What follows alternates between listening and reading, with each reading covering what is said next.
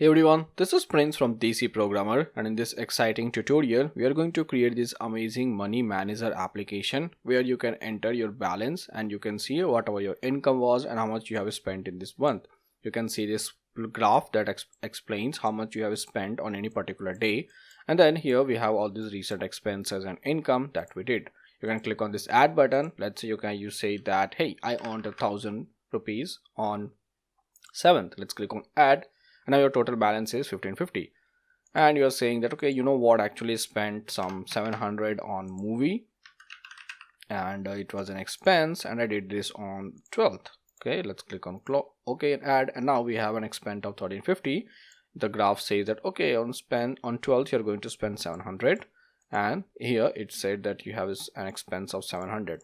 So it's very basic application, not just basic, it's an amazing application that you can actually use. And check out the GitHub repository because it has a lot of updated code with a lot of extra features. And I'm going to do a next video where I'm going to add a couple of features that you guys are going to suggest me right now. So wait for the part 2. Suggest me all the features that you want in this application, and we are going to do a part 2 of this video with all those updated features. But right now, this is kind of a minimum viable product out that you can actually check out, that you can code, and that you can learn from. So let's catch you up right in this video.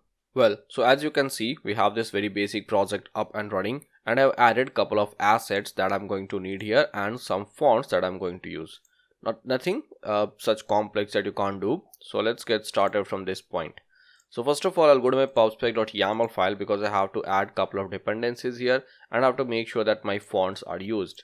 So first thing first, what I'm going to do is that in my assets, I'm going to uncomment this and I'm going to add these images here. So first one will be this and next two. Next thing that I have to add are my fonts. So I'll just uncomment this particular line. And I'll name my family as custom font because I'm going to use my own theme generator, and also it's kind of simple. I don't want to put the name here. Right now, all these assets are coming from this particular asset folder. These are fonts that I've downloaded from Google Fonts, so I think we are good to use that. So first of all, we have this font here, and there are different weights of the font that I'm going to use. So these are all the different weights that we are going to use. I just used this from here, so again nothing biggie here too. Alright, next thing is that I have to add a couple of dependencies here that I'm going to use. So for starters, I'm simply going to use Hive and Hive Flutter because I'm going to use Hive as the database. So I'll simply paste it here, and here we have Hive and Hive Flutter. We'll save this, and now we will have everything that we want. I'll go back to my main.dot file, and here I'm basically going to run this project, but before that I'll just go here. I'm going to use this particular color hex code. I'll click on generate. This will generate this theme. I'll copy this. I'll go back to my editor. In my lib folder, I'll create a file. We will name this as theme.dot, and I'll enter my entire theme here. These things are not working, so I will remove them. I have planned to update the theme generator too, and I'll do that very soon. Anyway, right now we have this up and running. We'll go to your main.dot file, and here in this theme, I'm simply going to call my theme. And if you pay attention now, in my theme, I'm going to use a font family with the custom font name, which is why I'm using that. And here, these are a couple of things that are going to come. So I have to use const and stuff. And since I've been coding this, from like earlier, I have not added these things here. But what I'm going to do here simply is that in this analysis option.yaml file where there are a couple of rules that we can use, I'm going to add my own rules here, which, well, again, I'm not saying that this is a great way, but I'm really not comfortable writing this right now. So I'll simply paste these couple of rules so that I don't get such errors. Now it's okay, all good. So we'll run this file, we'll run this project, and let's see what do we get out of it. Well, so as you can see, we have this very basic application up and running, just the one that Flutter provides. And the thing is that we now have our own color theme applied here, and we do have our own font applied here. So let's move forward and let's make changes to this particular project. Okay, first thing what I want is actually a page where you can add your values. Okay, only then I can populate the values on my home page. So first what I'm going to do is that I'm going to remove this entire home page from here. Okay. And here again, this is going to give me some issue. That's completely fine. I don't want this. This won't be my home page. This will be just home page. The title will be money manager, and my debug show. Okay, let's leave that. Now actually my work is very simple here. Like, I'm not going to use block patterns or provider and such, and the reason why I'm not using them is because we actually don't need them. I'll talk in detail in another video why you should not be using something, I will talk in detail in another video on what you should be using as a state management library, and it should be based on your use. Not just because people are using block or getx, you should be using that too. Right now my project is simple. I just have to add some values to my database. I have to grab the values and I have to plot a graph based on that. So I don't really need to do a lot of reactive updates here. Anyways, in my lib folder, I will create another folder. We'll name this as pages, and this pages I have a home page dot. This is going to be my home page, so I have to simply import material dot. This is going to be a stateful visit. The name will be home page. Obviously I'll go back to my main dot and I'll simply import it. Now it won't give me any error.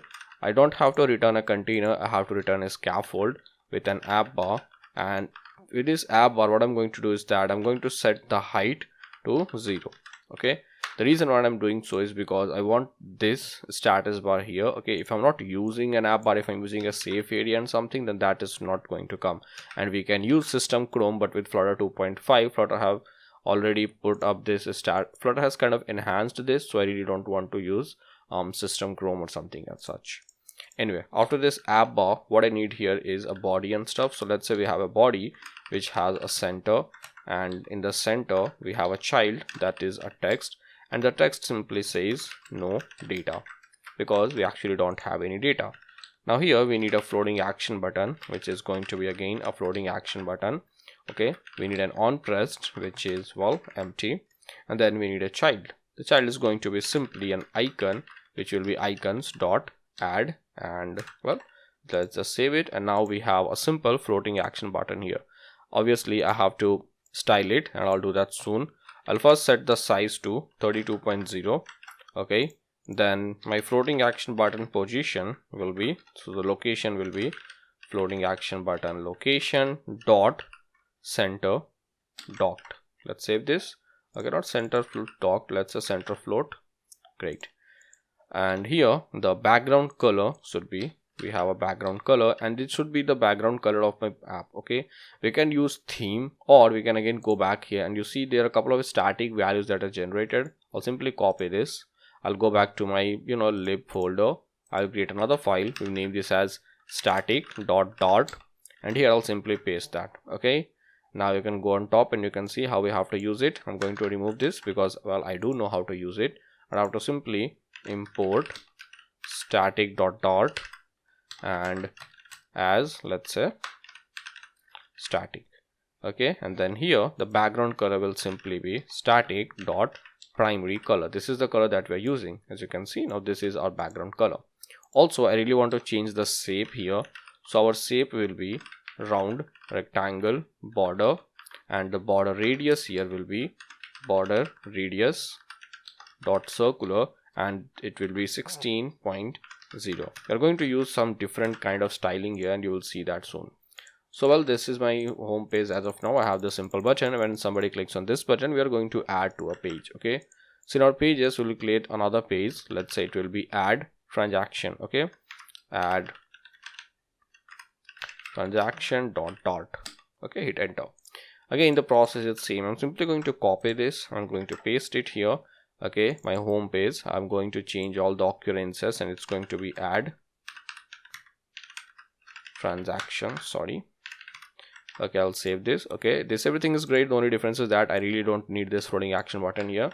So we'll clear this. We'll go back to our home page, and now when somebody clicks on this floating action button, we're going to use navigator dot of context dot push. We are going to push material page route. The builder will take a context, and we are going to return nothing but this add transaction page. Okay, simple and very easy. Let's save this and let's click on this button. Now we are in this new page. Obviously it says nothing, so what I'm going to do here is that it will actually have a title. Okay, let's not put a title here too. My body won't be a center, it will actually be a list view here. Okay, the reason why I'm using list views, because if we are going to have fields here, and when you click on a field, the keyboard is going to come up, and if it's a column, well, you might have issues like, you know, pixel overflow issues. So we have a list view which has couple of childrens here, but before that I have padding. Let a padding of 12 to all the widgets. We'll save this. Now in my children, I'm going to have a couple of children, right? So design is pretty set, so I'm going to use the same design. So first I'll simply have a text, and the text will say nothing but let's say add transaction. Okay, let's save this. Okay, the text will have couple of styling. So we have style which will come from text style, and here first thing first, I have font size set to 32.0, and I have font weight set to font weight dot bold or W700 to be precise, and let's save it. I want this in the center, so the text align here will be text align dot center. Let's save it, and now we have this in center. After this text, I need a simple small size box here, okay, kind of with a height 20.0, kind of a spacing between two widgets. And after this sized box, now I actually need my own fields. So what I'm going to have here is a simple text field. Okay, so we have a text field. Let's save, and now we have a text field here, but obviously I'm going to, you know, make a lot of changes here. So first thing that I want here is a decoration, which is basically going to be input decoration. My hint text is going to be 0 here.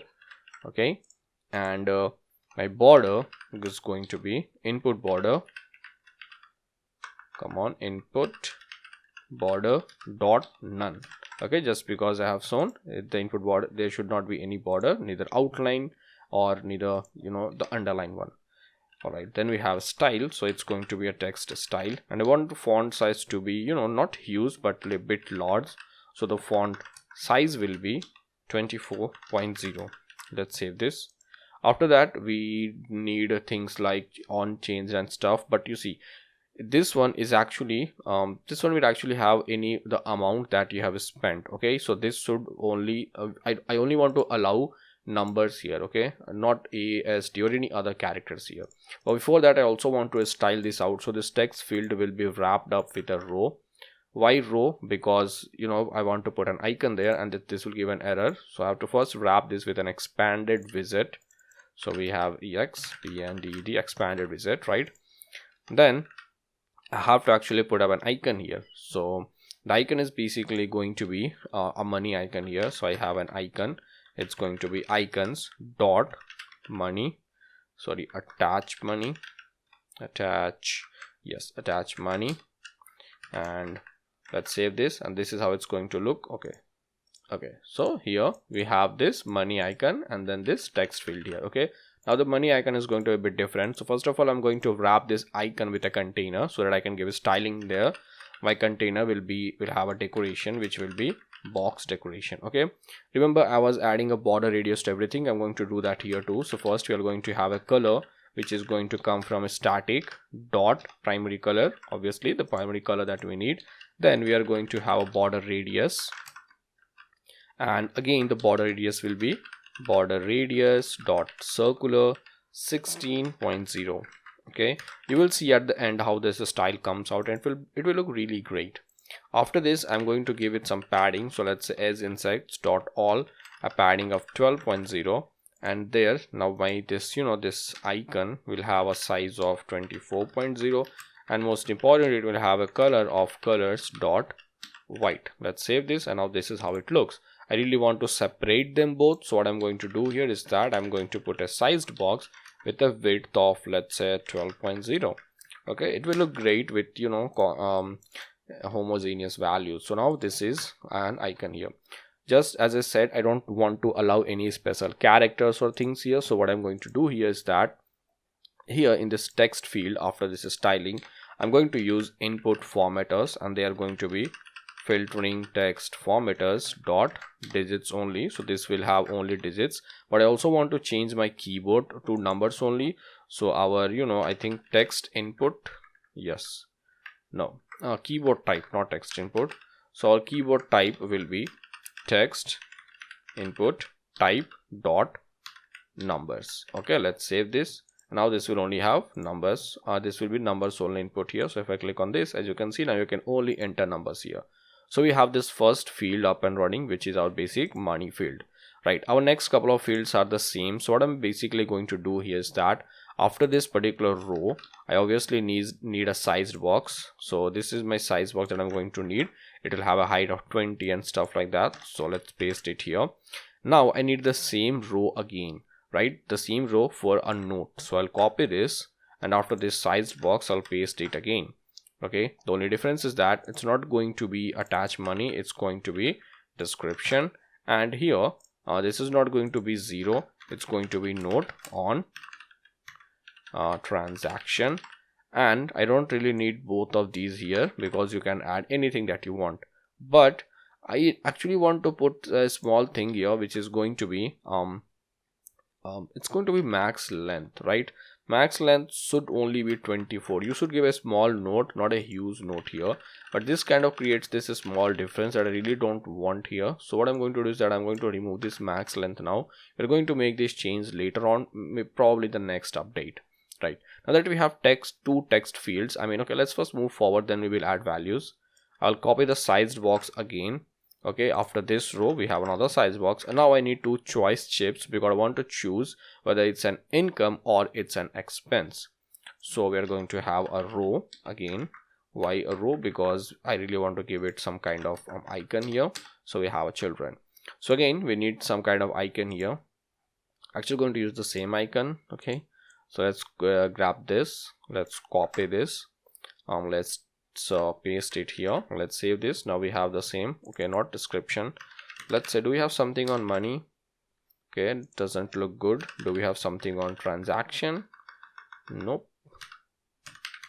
I think this one kind of looks okay. Like, what is the kind of transaction here? Okay, so this is actually going to be a choice chip, right? So the choice chip will have a label and stuff. So first of all, the label is basically going to be a text, and the text is right here, it's income. Okay, and on selected, when somebody selects this, we are going to do something right now. Simply going to grab the selected value, and there we go. Let's save it. We have an error here. It says, okay, sorry, the selected value here, let's say it's true. I was thinking about on selected. So we have an income. We need the same, in the same way we actually need expense here. So I'll basically copy this and I'm going to paste it here. Let's save this, and this is going to be expense, expense. Let's save it, and now we have income and expense. Let's say that this is false, it's not selected. Okay, so this is selected, this is not selected. As you can see, the selected value is not at all good. So I have to say that the selected color will basically be static dot primary color. Great, but the text is not looking good, so I have to make sure that this text looks white when it's selected. For that we have to use values. We'll do that later on, not right now. Last but not the least, we need a button using which you can actually add a date of the transaction, and then we need something using which you can add the value. So first let's talk about the button. After this row we again have some spacing here, so we have this sized box. Okay, let's put it here and let's save it. And after this sized box we have a text button. Okay, this has an on press property, we will add that soon. And then we have a child, which will be, let's say, just a text, it's a date, right? But now let's actually start adding value, or actually let's just wait. Let's copy this size box again, and after this text button we are going to have a last but not the least, actually last button, which is going to be an elevated button. We don't have an on press, but the child will be a text that simply says add. Okay, save this, and now we have this, right? So first thing first, in my last add button, what I really want to do here is that I want to give this some text styling. So I'll simply, add some text styling here, and this will make this use. But I really want this button to be, a little bit big. So I'm going to wrap this with a sized box. I'm perfectly happy with the width, but I'm not happy with the height. So I'll set the height to a custom value, let's say 50.0. Now we have, a huge button, not huge, little bit better. So I'm going to wrap the text button with a sized box, and I'm going to give this a height of 50 because I really want consistency so that the design looks good. Well, that's done. And the next thing is that in this, in this button, it's not just going to be a simple, these are the this is the way that I'm putting things here, right? So this too should look like that. So this text is going to be wrapped up with a row. In this row again, we are going to have an icon just as we always had. So we'll just simply paste something here, and now this is the icon that we have here. Okay, the only difference is that because of the button's padding, it's not going to look very good. So in my text button, after the on pressed, I'm going to use style, and my style is going to come from button style, and here I'm going to talk about padding, which will be material state property dot all, and the value will be edge insects dot 0. Okay, I really don't want to give it any padding because I'm going to maintain that on my own. If we save this now, it's going to look great, right? The only difference is that I really don't want this text to be like this. So we have a sized box with a width of, let's say, 12.0, and that will do the job, right? And last but not the least, I want this text to be huge. So although I don't want the font weight of W600, I want the date to have let's say 20. I'm not actually going to put date here, but we are going to change that. Now let's talk about changing the values, and also want this transaction to be like kind of down, not that on the top. So I can either add an monies icon here or something. Let's actually do that. What I'm going to do is that I'm going on the top, okay, and here I have an added sized box. Actually, let me just copy this and paste it here, and paste it here. Let's save it. Okay, now we have this add transaction stuff. So first I need a couple of values here. Let's talk about them. So for my value, I need well, for the amount that I have spent, I'm going to have a variable of type int. It's going to be amount. Okay, then for note, I really have a string of note, and it will actually have a default value, which will be, let's say, some expense.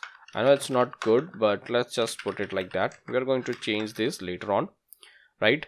And then we have a type, so it's also going to be a string. Okay, and by default the string type is going to be, let's say, income. I really want you guys to earn more, so let's say that this is income here. And okay, great. Last thing is we need a date time. Okay, by default I will name this as selected date, whatever date the user is going to select, but by default it's going to be date time dot now. Let's save this.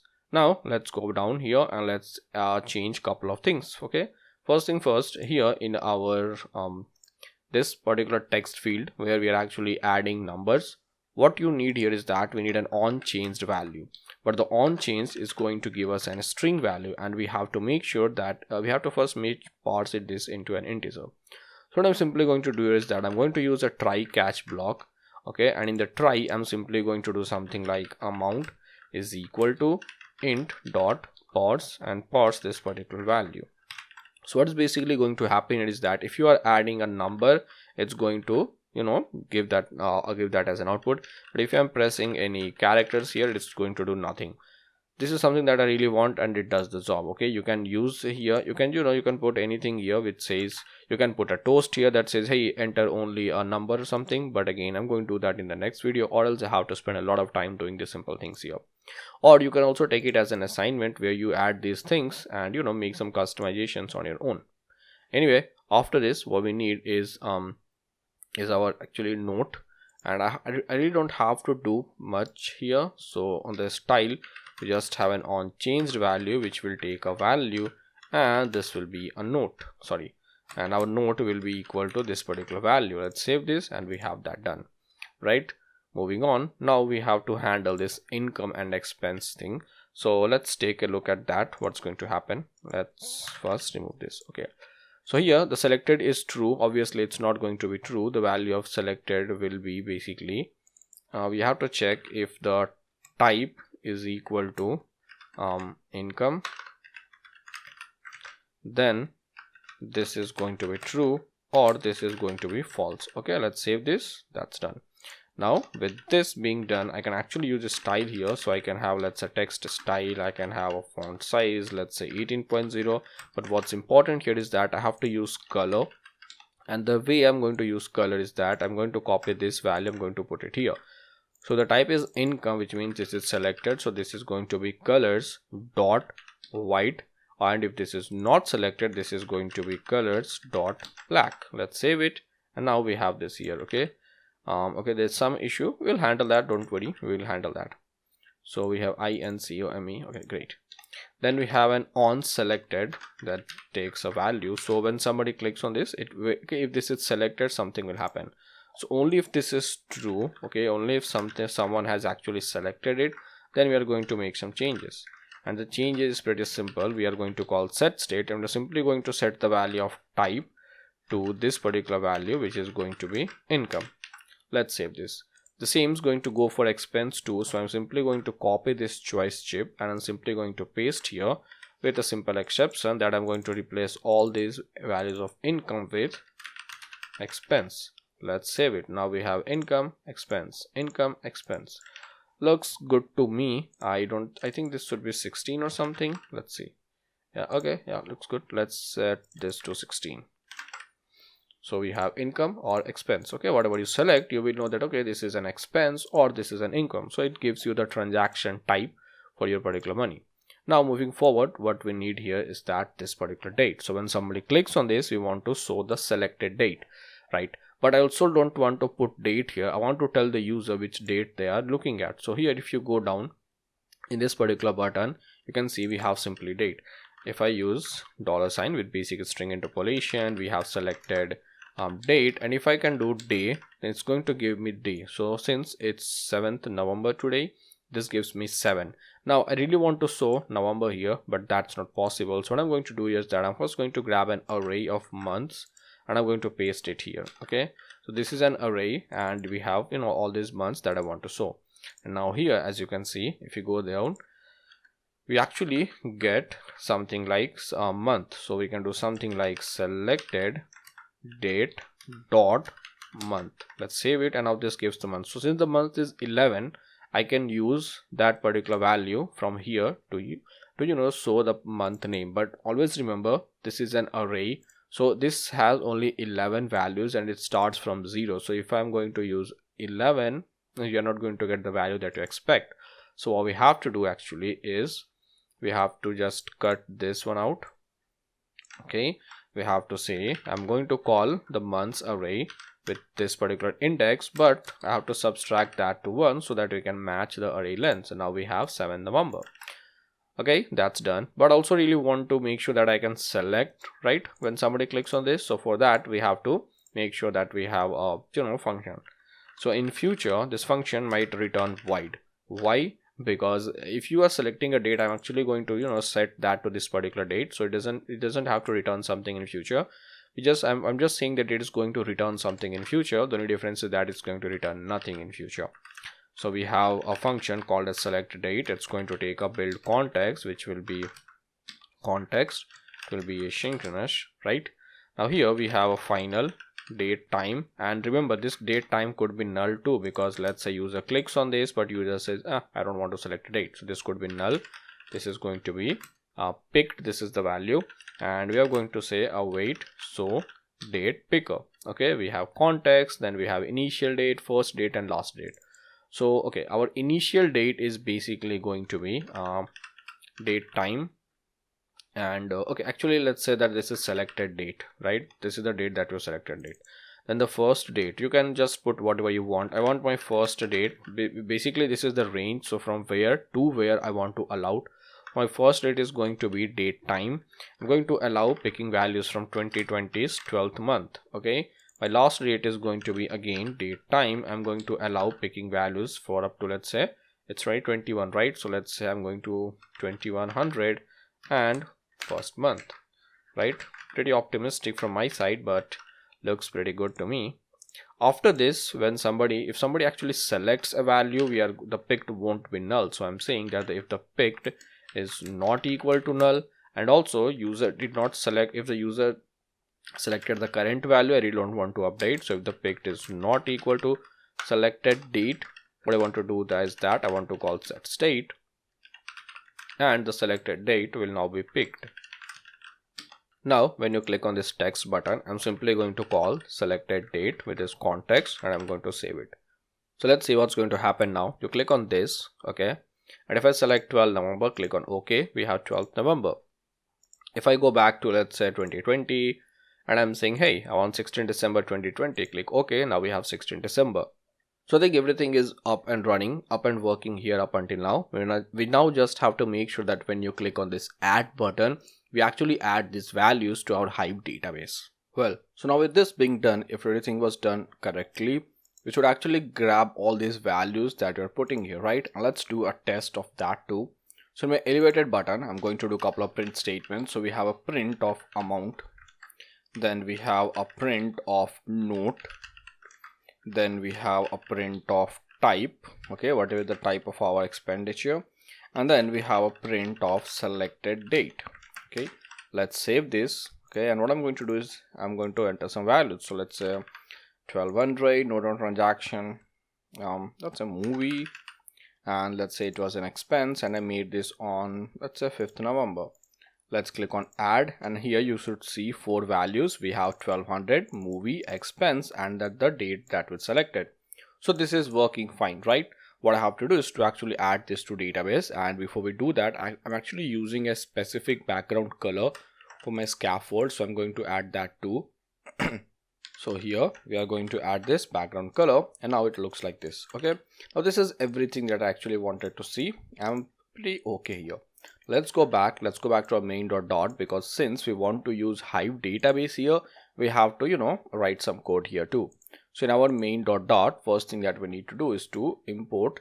We have to actually init Hive for Flutter, and we have to open any particular box. So we have await, then we have Hive dot init Flutter. Okay, actually this should be async, so we have async, and now this should work. We have await Hive. It should actually come from Hive Flutter, so we have Hive dot init Flutter. Okay, it's not I don't think I have imported the correct one, so actually may import it manually. We are going to import Hive Flutter.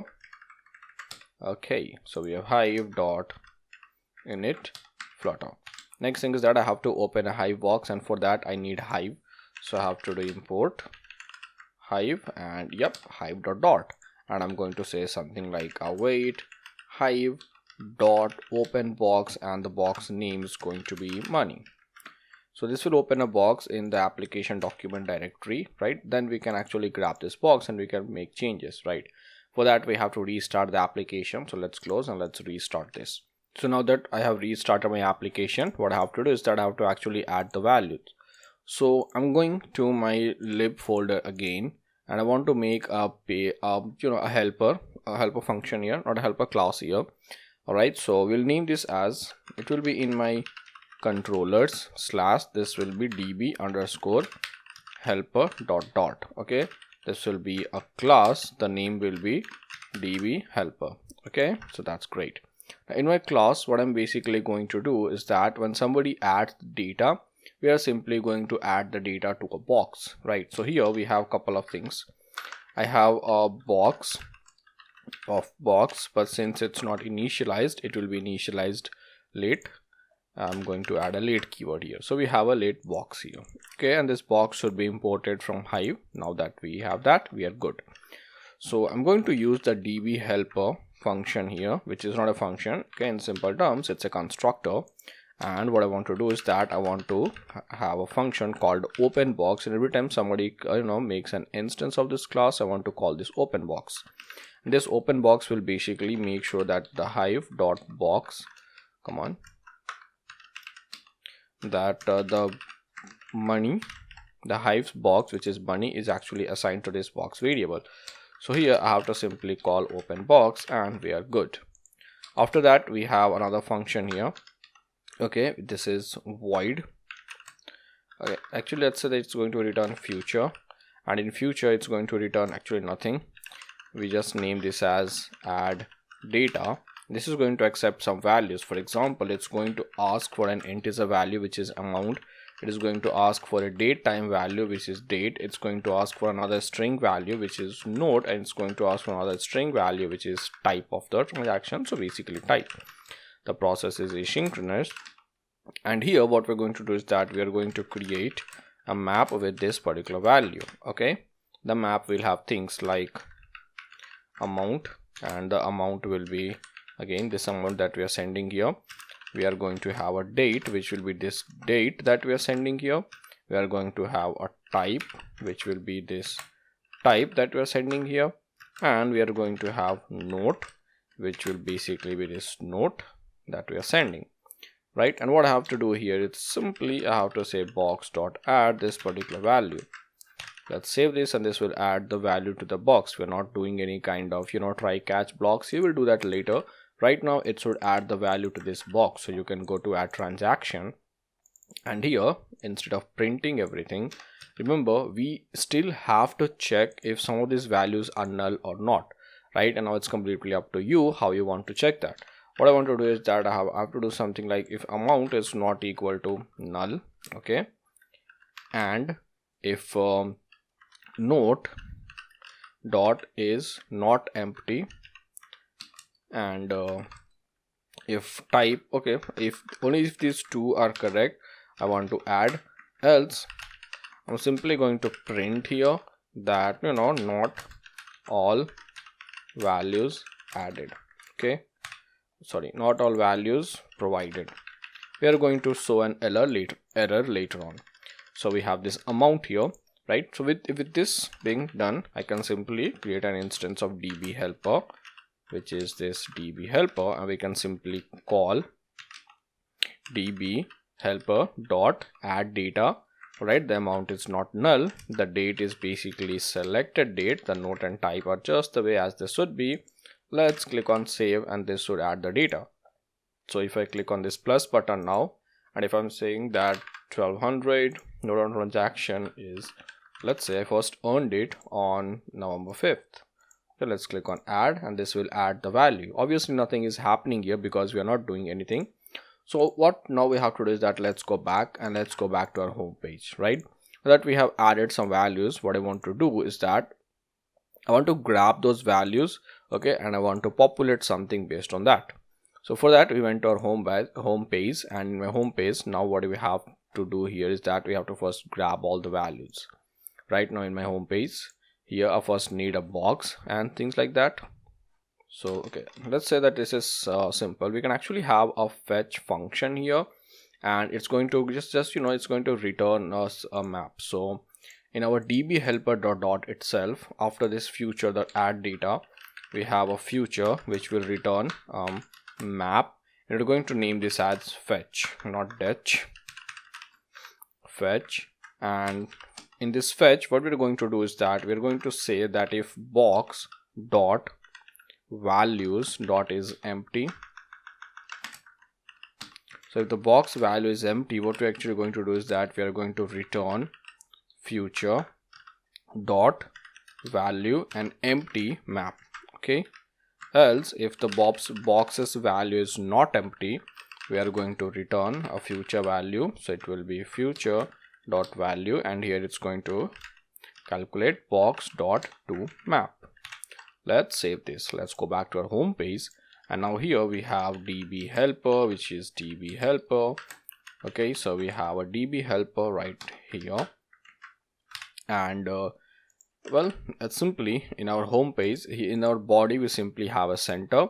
Now we can have an future builder, and the future builder will grab this map first, right? So this center is going to be wrapped with a stream builder here. The reason why I'm wrapping with a stream builder is because, well, you don't get a future builder suggestion. So we have a future builder.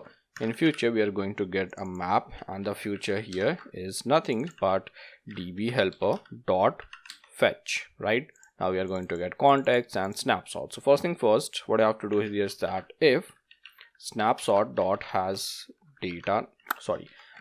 error, I'm going to return center, okay, with a child, that's text, and I'm simply going to say unexpected error. As simple as I can keep it, right? So if snapshot has this error, this is what's going to happen. Or if snapshot dot has data, so if a snapshot has data, there are going to be two situations, okay. So if the data is empty, we have to say that hey, there's no data. So I'm basically going to copy this first, and I'm saying that if snapshot dot data, it's not null and it's empty, I'm simply going to return that no values found. Okay, I'm not populating anything, but if this is not empty, well, then we are going to return something. Okay, what I'm going to return is another list view, and this list view will have our children here. So in our list view we have okay, children, come on, children, right? So this children will have all these cards and things that we created. So let's do something here. Let's put our text here that says prints. Why? So that this can indicate that we have actually fetched the value. Save this. It gives an error. It says the body met okay, return list view, return children. What is the issue? The snapshot has error, the snapshot has data. Okay, in other situation it's basically going to return nothing. So here we have to keep an else, and it's going to do the same thing. Okay, if the snapshot has neither data nor error, we are again going to copy and paste this one, right? Let's save, and now it gives prints here on this top corner. What this basically indicates is that everything is up and running, it's working correctly, and we actually have some value in our database. So let's save it and let's start creating our simple card.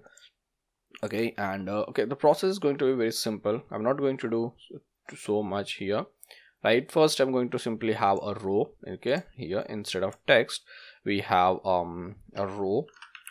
The row is going to have another row in it, right? So the first row will have a face and the name, and the second row will basically have and the second element of the row will be a setting icon. So in the row, in the row that has another row, and then it has an icon which is basically icons dot settings. Okay, let's save this. So our row's main axis alignment will be, come on, main axis alignment dot space between. Let's save this, and now we have a setting icon here. Obviously it's being hidden by this debug icon, but that's not the reason why I'm giving a padding. I really want some spacing. So okay, this is going to have a padding of 12. Let's save this, and now the setting icon looks here, right? I really want to make some changes in this setting icon too. So first thing first, our size will basically be 32.0, and I have a very specific color code that I'm going to use. So I'll simply paste it here, and now this is our setting icon. I really want this setting icon to be wrapped by, it has to have some background. So I'm going to wrap it with a container. The container will now have a padding of 12, so that whatever decoration I provide, it can, it can be visible. And the decoration is same, whatever we have done for our entire time. I'm simply going to, we are going to have a decoration which will be box decoration, and simply going to have a border radius. Come on, what's the issue now? Right, it's simply going to have a border radius, okay, and the color of white. The reason why I'm giving it a color of white 70 is because this background is again going to be the same as the one that we had in the add box. So let's go to add transaction, and from here we are going to grab that particular value. So okay, let's go on the top. This is our background color. Let's go to home page, and this is our scaffold after this app box. Here we go. All right, looks good. So now we have this whitish icon here. Okay, it's more than good. It's actually good enough for me, right? So the next thing, now this particular row is again going to have a couple of things. So we have a children. The first thing is again going to be a container. So I'm simply going to wrap this container, and I'm going to paste it here. Let's save this. After this container, we are actually going to have a sized box of width, let's say some 8.0. And after this sized box, we are going to have some text. So we have text which should be right now, let's say welcome friends. Okay, let's save this. With this done, it shows welcome friends. So obviously I want to give some styling here to welcome friends, and I'm simply going to paste some styling that I've already done.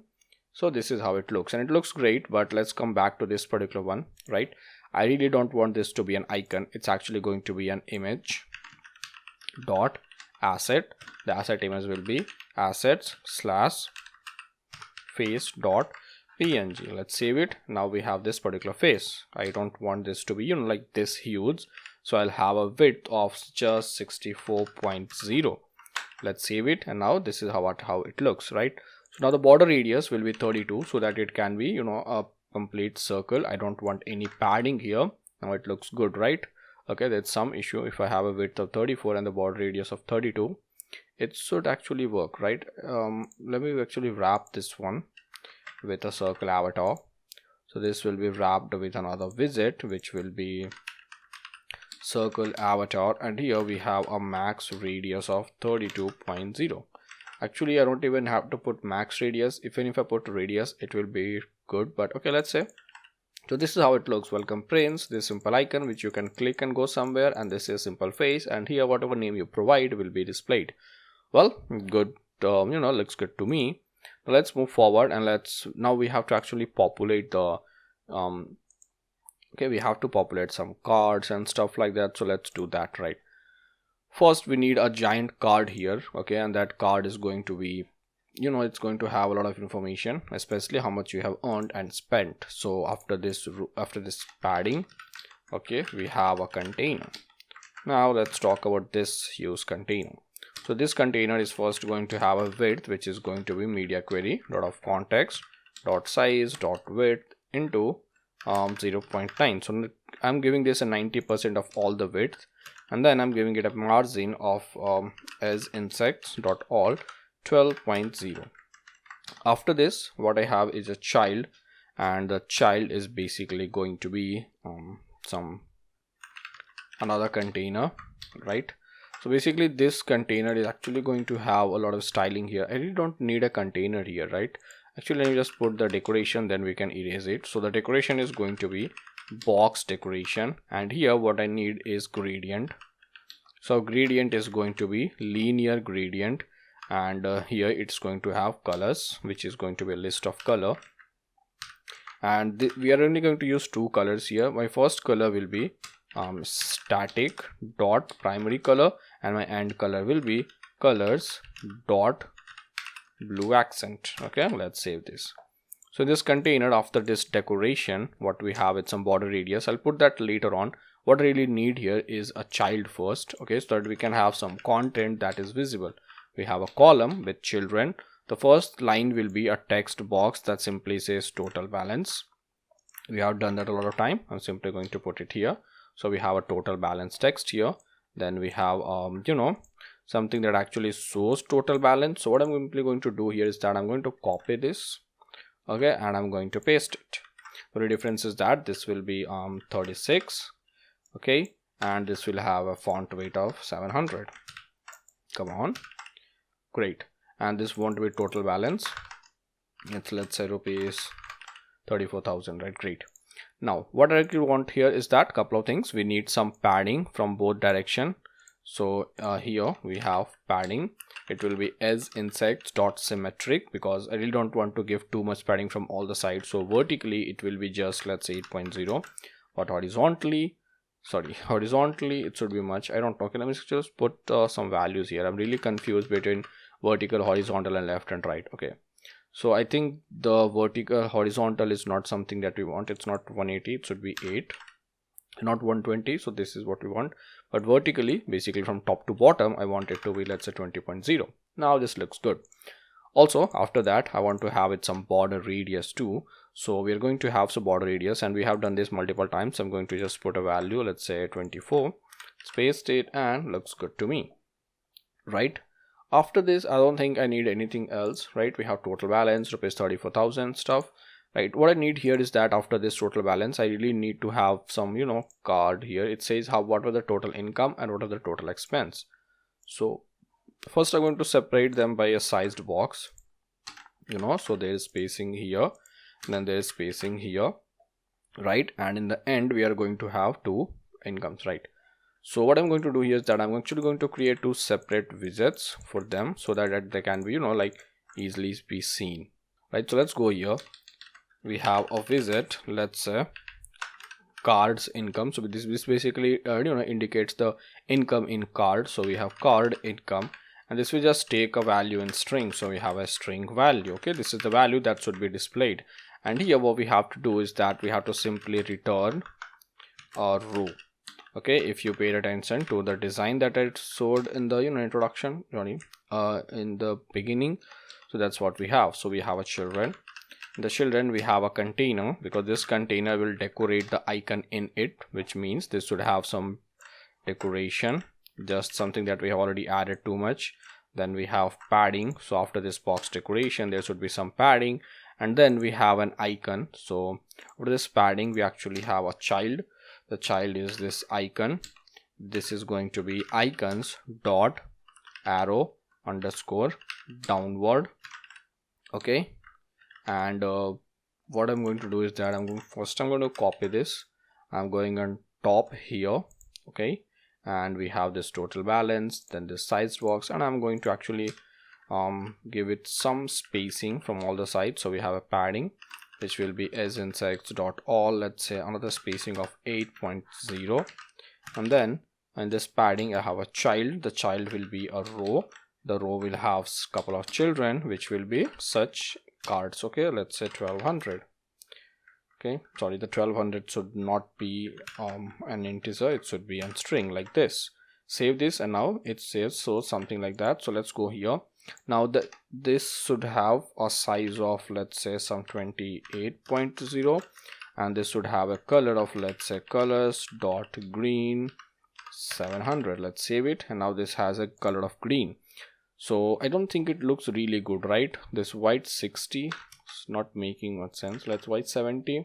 Yeah, looks good to me now.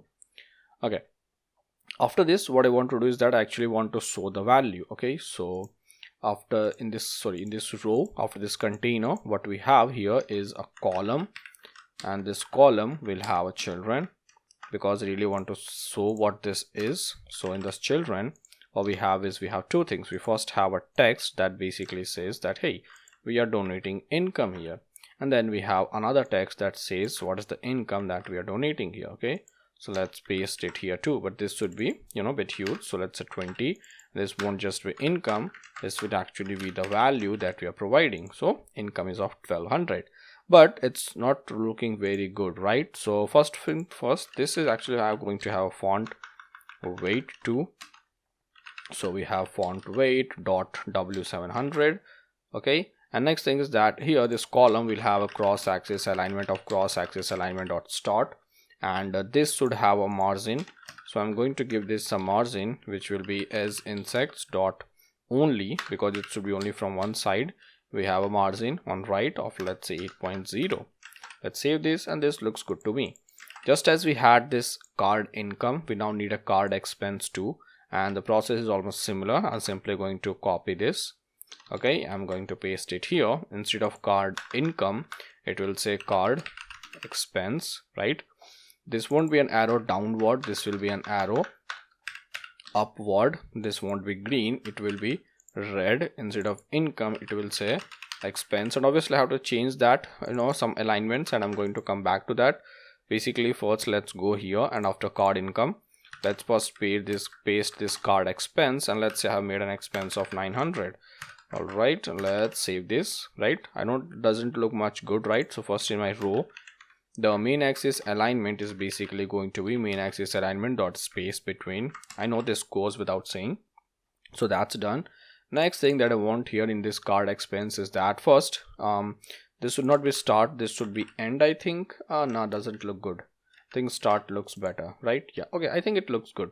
Yeah, so well, basically we have this total balance, rupees, income and expense, and this is how it looks. I really think it's looking good. Okay, now here comes the first important part, which is that we have to calculate what was the expense and stuff, and then we have to, because basically whatever we are going to populate on our chart is going to come from here only. So let's do that. Okay, so we are going to have something called as get total balance here, and okay, we have a get total balance. Come on, balance. This is going to get the map of entire data. Okay, and here we are going to, you know, calculate the total balance.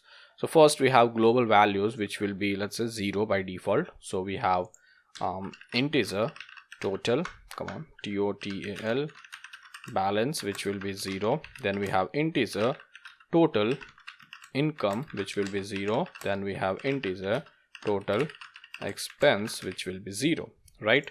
Now when we have an entire data, okay, this is basically a map of entire data. What we have to do first is that we have to do something like entire data dot for each. Okay, for each key value pair we are going to do some operation. We don't really care about the key, we care about the value in the map. So if I do something like print key, come on, right, let's save this.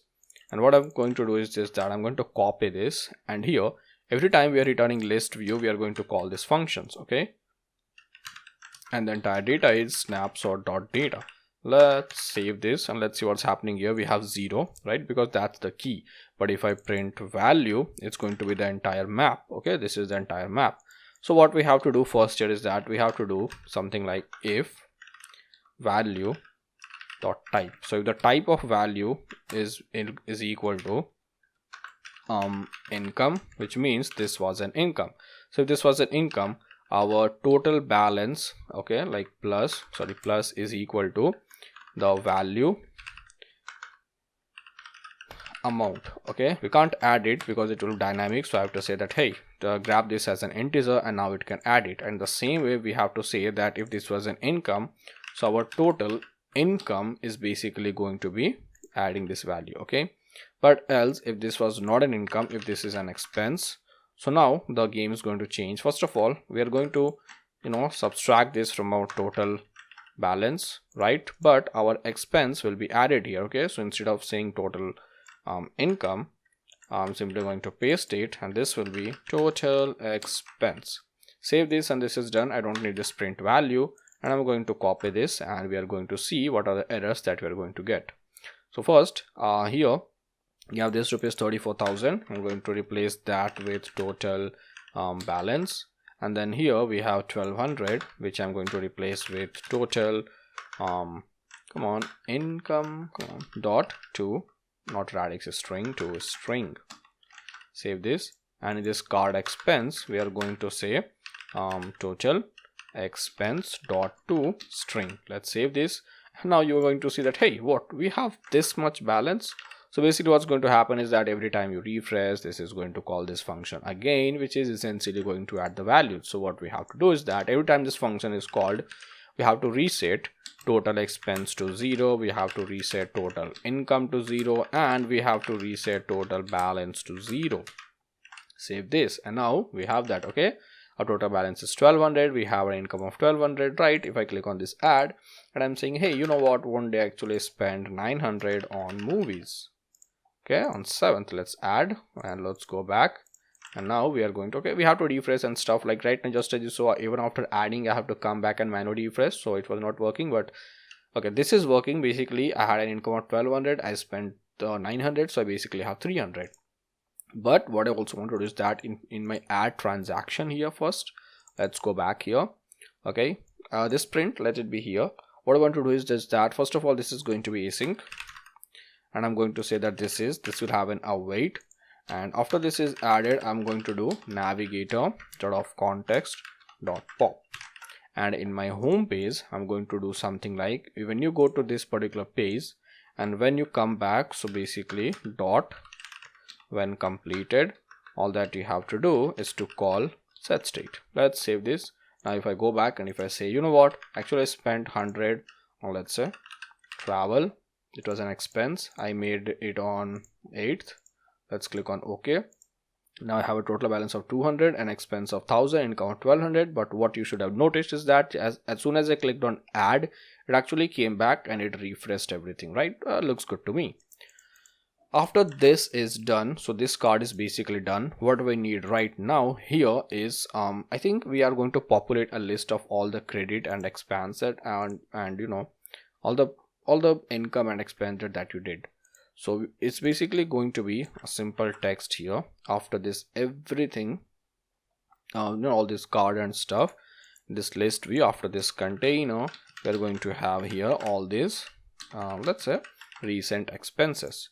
So what this is going to be is that it's simply going to be a list view. Okay, but we are going to have two types of tiles. We are going to have an income tile and an expand tile. The process is same, just like this one, the tile will be the same too.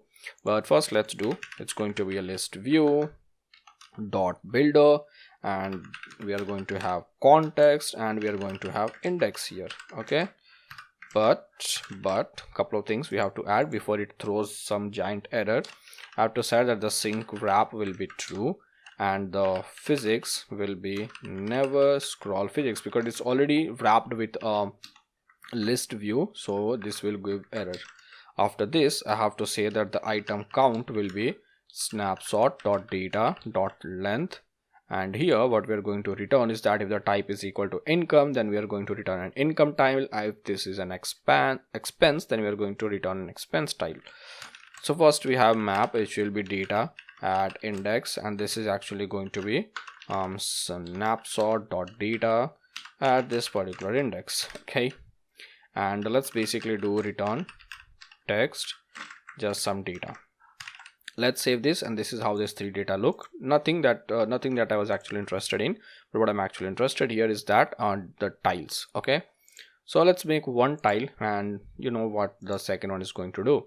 So we are going to have, let's say visit, which is going to be expense tile, and what I want to show here is that the value of the expense and the note of the expense, right? So we are going to return a container, and in this container we are going to have, well, a lot of things. Okay, first of all, we are going to have a decoration, which will be a box decoration, not event, box decoration. In this box decoration, I will set this to a custom color, particular color value. So we have the color will be color, which will come from OXFF. This is basically CE D4 D4EB, D4E and B. Okay, so this is the particular color code that I'm going to use here, and I'm also going to give this some border radius too, because, well, that's what we have been doing for, well, really, at start of this video actually, right? So this is our particular border radius. Okay, let's save this. So after this decoration, right, we actually need to have some content. So our child will be assigned column. Okay, and in this column we actually have a row.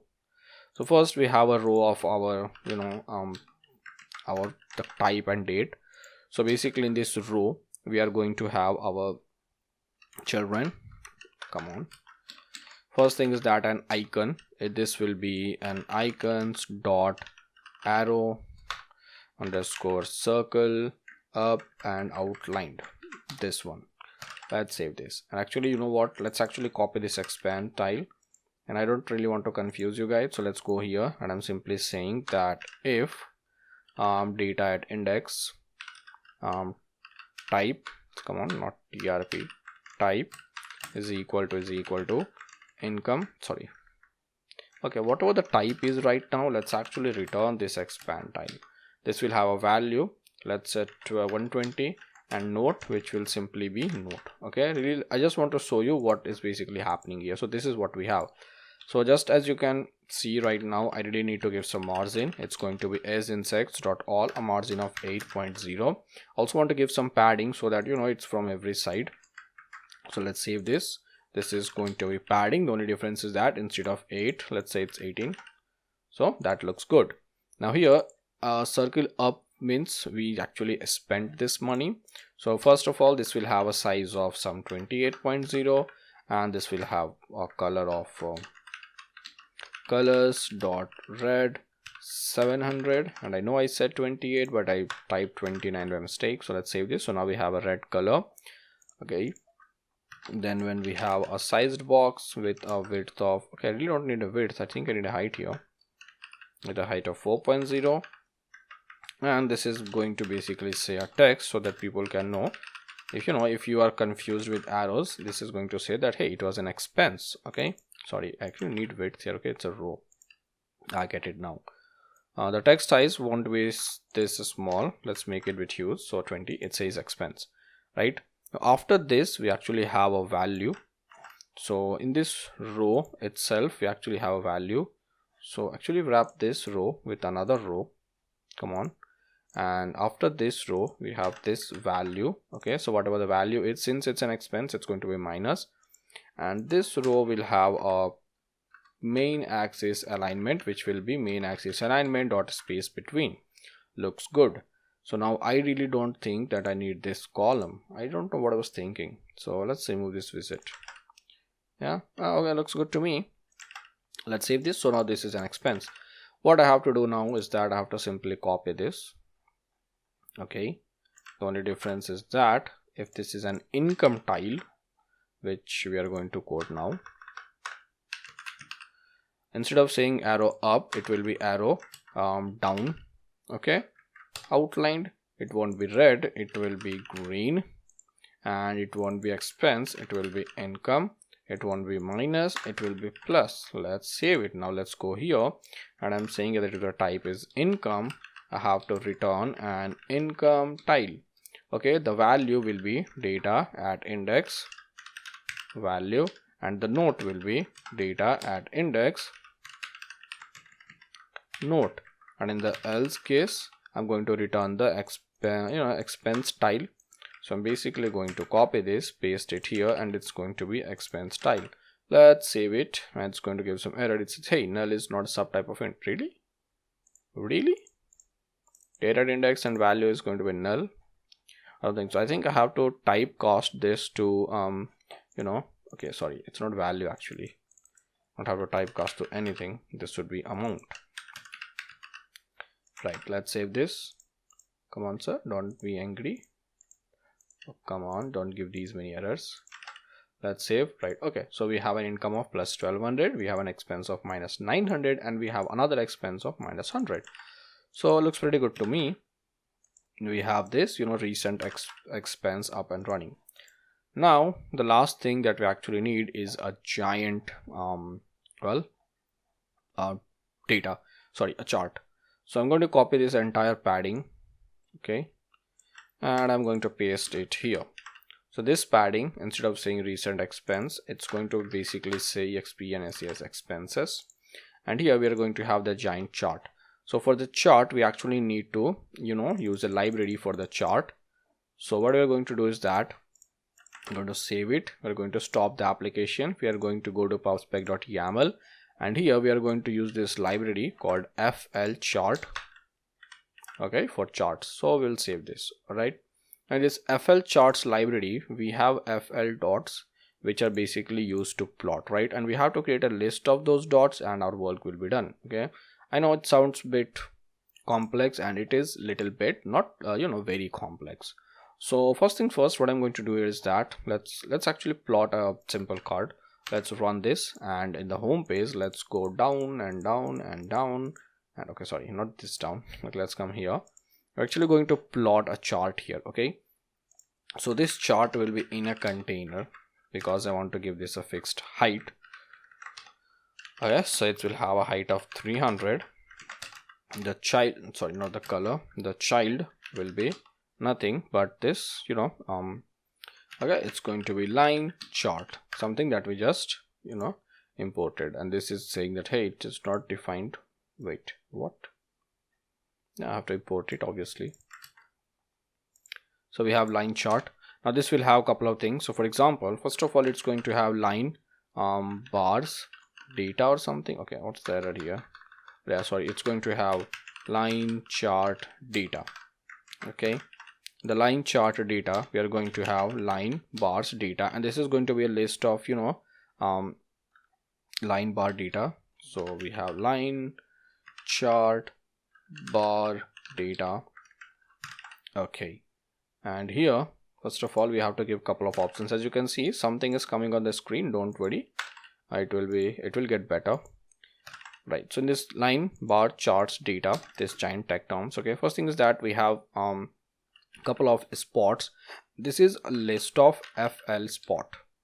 So I have X and Y. If I have an X of 1 and a Y of 4, okay, if I just plot this multiple times, the only difference is that this is 2, this is 3, this is let's say that this is 9, this is again 5. Let's save this, and we're going to get some chart. Okay, so from 1 to 2 to 5, this is the chart that we are actually going to create, right? But I'm going to give a couple of options here. For example, after this spots is curved will be set to false, right? Next thing is that the bar width will be, let's say, some 2.0. Let's save it. And yeah, also want to give color. So colors will be static dot primary color. Okay, so that now we have our own color, and we want to show indicator. So it's showing indicator, and then the dot data. Actually we have dot data, we actually have everything that we need, right? The only thing that I really don't need here is that I don't want to show border, right? So in our line chart data we have border data, which will be FL border data. I just want to set the show to false, right? We don't want that border. Right now this is how it looks. I'm going to make this better. So in my container, actually what I want first thing is that I actually want to increase the height. Let's say it's 400. Okay, then we have a decoration, which is going to be a box decoration. We have some padding. It's going to be as insects.all, let's say 12.0 or something. We'll put accordingly. Let's say 12.0. Okay, you'll see the difference when I actually put a box decoration here. Let me put that. We have a box decoration. Come on, sorry, we have a decoration. Seriously? Okay, we already have a box decoration. The color will be colors dot white. What I want to do is that I want to give this a box shadow. Okay, so for that what I have to do is that I have to first give it a border radius.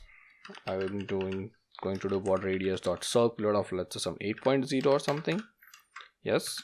Next thing is that I want to give it a box shadow. Okay, so we have an array, and the first value is going to be box shadow. Okay, come on, it will have its own values. So for example, the color will be colors dot, not green, gray dot with opacity, let's say an opacity of 0.4. Let's save this. Then we have a spread radius of 5, and I want this to come from all the sides. Let's say blur radius of 6, and an offset, which will be an offset value, which will be 0, and let's say 4. Let's save this, and now we have this simple card coming up. We have to make some changes, and we are going to do that quickly.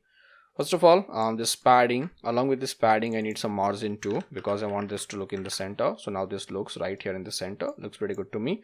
The padding is not doing its job, because I think the top to bottom padding should be more than the left to right padding, which simply means is that my horizontal padding is 8.0. that's completely fine, but vertically it should be something like what, 40.0 or 50.0.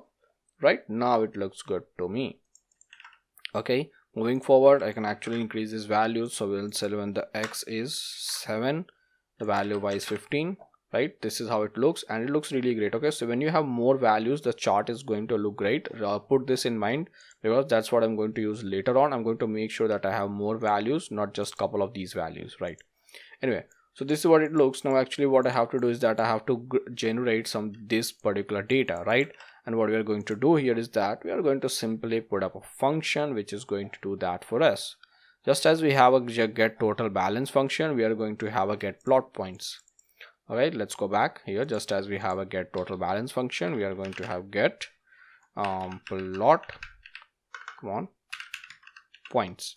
It's going to get the map of entire data, and that's it.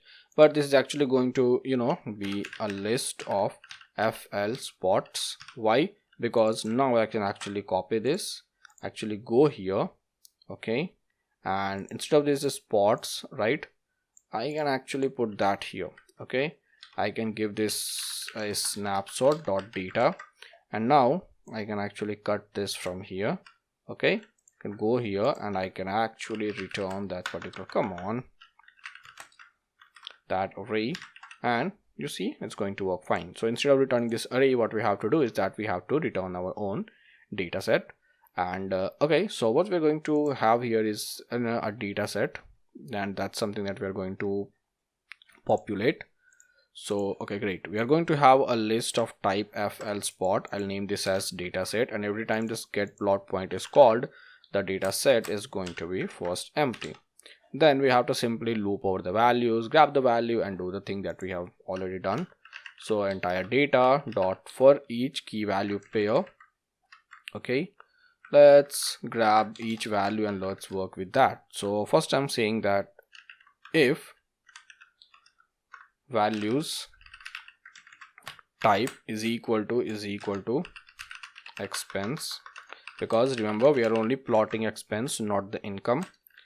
And next thing is that we want the date to be 2 days. I just want to plot for this particular month, so we want the values and a date, and this should be of date type. Only then we can actually use this as comparison.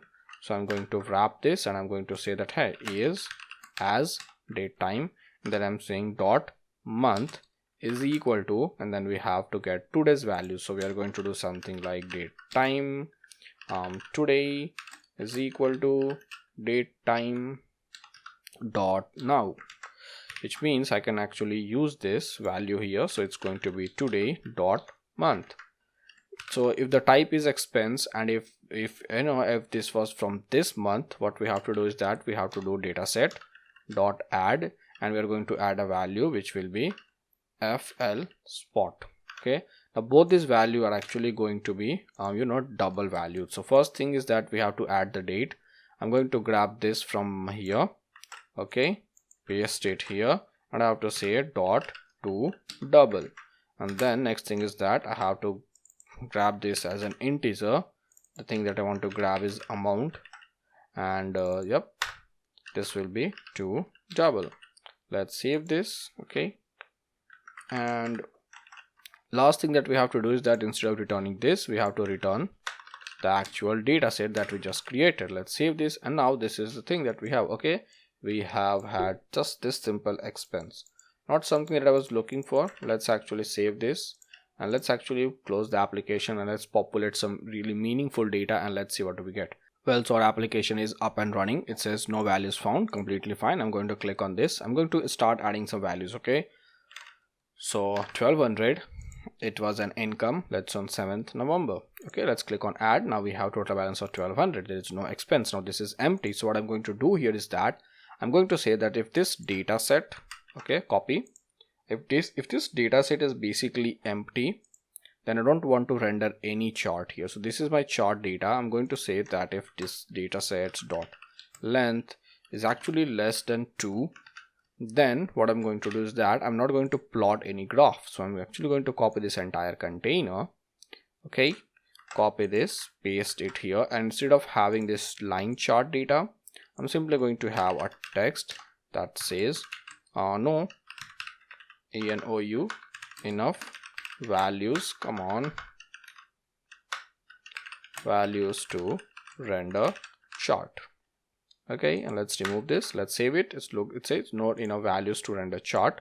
The only difference is that, first of all, I really don't want to give it a static height of some 400 or something. So let's remove this part, and we are good to go. Okay, if you want, you can also add some styling here. That's completely up to you. I am actually going to do that right now. So let's go here and let's put this thingy right here. Instead of 32, it will just be 20, and it's not going to be bold at all. So no enough values to, come on, what have I just typed? Not enough values to render chart. Great. Anyway, so I'm going to click on plus again. I'm saying, okay, on day 1 I spent 100 rupees. So let's say on what, some food or something, and what is an expense on, let's say, November 3rd. Let's click OK. Again, no enough values to render chart because we need more than 2 values.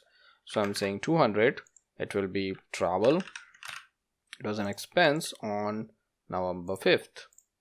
Okay, great. Last but not the least, another 200, it was on what, movie expense on November 7th. Okay, again, not enough values to render chart. Now it should actually show here. We have 1 to 3, right? So let's click on plus again. Let's say 100 again on some random thingy on 8. Click on OK. Okay, great. What did I said if the data set.length is less than 2, then return this. If it's greater than 2, then return this. I don't think that it's actually, I'm actually not even calling that. So I have to call that, right? So I'll get plot points with a snapshot.data. Come on, now let's save it. Now we have a plot here. The only difference is that it's not what we expected, right? Let's see what did just go wrong right here. So I'm saying we have date and then we have amount. So it should give what I really want. So we just made a mistake. I'm using month. So if month is going to be a same value, so it's going to be 11. It should be day. Let's save, and now we have, okay, so we have 3. We spent 200 here, we spent 200 here again, and we spent 100 here again. let's say that on one day I'm going to spend what, some 50, expend on 10. Let's add. See, now we have a 50 here. So this is how the graph will be plotted in simple terms. We have this simple yet amazing application up and running where you can actually manage your income and your expenses. I know it doesn't look very good, but trust me, keep checking out the GitHub repository, because in the next update, in the next video, we're going to add tons of new features that you can enjoy. Like it will really be an application that can be pushed to production, right? So well, that's pretty much it from my side in this video. If you like this video, keep coding, keep loving, keep sharing, and do check out Desi Programmer Pro for amazing courses using which you can learn how to make your own amazing applications like this one.